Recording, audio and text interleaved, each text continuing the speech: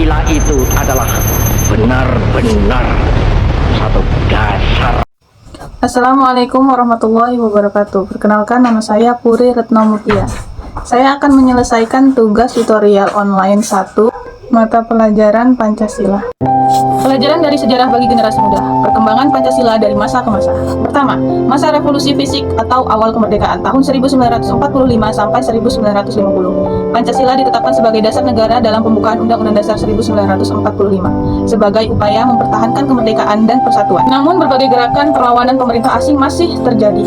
Terhitung sejak pecah perang 10 November 1945 di Surabaya. Berikutnya tentara Belanda NICE melakukan sejumlah penyerbuan dan pendudukan di berbagai daerah sampai dengan tahun 1948. Agresi militer Belanda mendapatkan kecaman dari dunia internasional. Untuk menyelesaikannya, pada masa ini terjadi berbagai perundingan, di antaranya Perjanjian Renville, Perjanjian Royan dan Konferensi Meja Bumi. Yang kedua yaitu masa RIS atau Republik Indonesia Serikat 1949 sampai 1950. Pada periode ini bentuk negara berubah menjadi serikat. Pancasila tetap berlaku, namun situasi dan kondisi politik semakin tidak kondusif.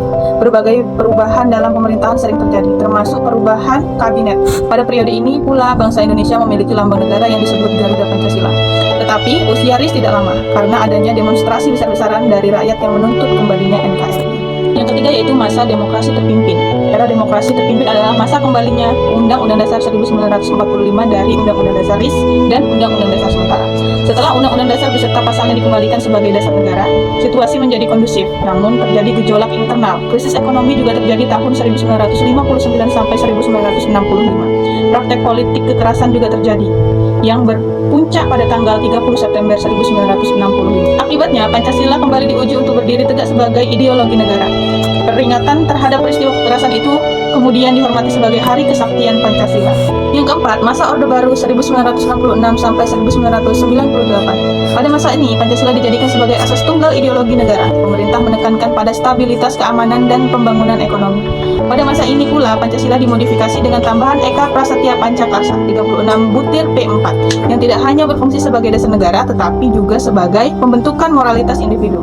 Seiring lengsernya Presiden Soeharto, MPR membuat ketetapan untuk mencabut TAP MPR tentang Eka Prasetya Pancakarsa agar Pancasila tidak kehilangan arahnya.